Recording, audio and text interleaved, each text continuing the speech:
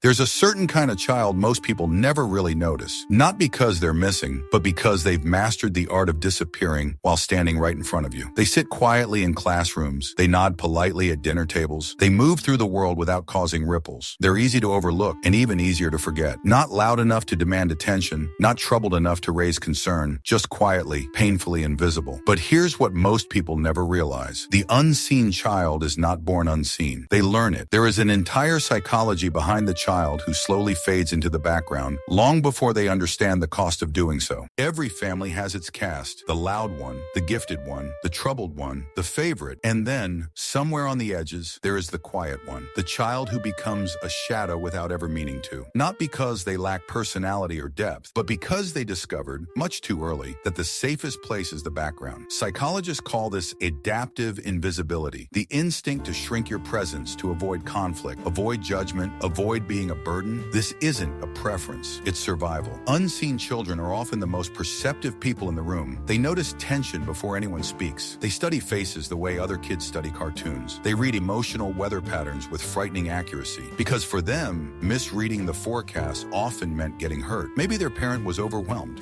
Maybe the home was unpredictable. Maybe love came and went like unstable weather. And so the child starts to learn, if I stay small, things stay calm. If I need nothing, no one gets upset. If I disappear, the world hurts less. This is where invisibility begins. They stop asking questions. They swallow emotions. They become easy. They stay out of the way. They shrink their joy, their curiosity, their voice, fearing that being too much will push people away. It's not loud or dramatic. It's a quiet, steady erosion of self. What people never see is that these children feel everything more deeply. Their silence is not emptiness. It's overflow. They analyze every word, every tone, every moment. When your outer world is quiet, your inner world becomes deafening. They become experts at understanding everyone but themselves. They can comfort others for hours, yet struggle to speak one honest sentence about their own pain. People call them mature for their age, but they weren't maturing. They were compensating, and there's a massive difference. A child who grows up unseen often becomes an adult who apologizes just for existing. An adult who feels guilty for taking up space. An adult who hides their achievements and hides their heartbreak even deeper. Someone who softens their voice, holds back their truth, and moves through life as if they're always too much, even when they're barely enough for themselves. And maybe the deepest wound is this, the belief that their presence is optional, that if they vanished, the world around them would keep spinning untouched. This belief isn't created by one moment. It's shaped over years of being noticed only when quiet, valued only when invisible, and heard only when convenient. But here's what people get wrong. The unseen child is not weak. They grew strengths in silence that most people never develop. They become deeply empathetic, emotionally intelligent, self-aware, independent, creative, intuitive. They learn to survive without applause. They learn to observe before reacting. They learn to feel without performing. These are not small things. These are strengths forged in fire. Strengths built quietly, privately, painfully. But even with all those strengths, deep inside, there's still a longing, a quiet ache to be seen, not for being easy, not for being agreeable, not for being perfect, but simply for being human, to speak without rehearsing, to cry without apologizing, to take up space without guilt, to matter without earning approval. After a lifetime of shrinking, they want, finally, to exist fully. And that longing is not attention-seeking. It's humanity trying to breathe. Healing doesn't come from becoming loud or pretending to be extroverted. It doesn't come from forcing confidence. Healing begins with permission. Permission to take up space, permission to have needs, permission to feel emotions that once felt dangerous, permission to be imperfect, permission to be real. Healing begins with this truth. They were never meant to be invisible. They learned invisibility to survive, but they no longer need to survive that way. Healing is the slow, gentle process of stepping out of the corner, one breath, one moment, one truth at a time, until the world finally sees them. Not because they're shouting, but because they're no longer hiding. The unseen child grows up believing silence is safety. But in adulthood, that silence becomes a cage, and somewhere inside, that quiet child still waits for someone, maybe even themselves, to finally say, I see you, I hear you, you matter. Because being seen is not about attention, it's about acknowledgement. It's about being witnessed in your full, honest, imperfect humanity. The unseen child deserved that back then, and you deserve it now.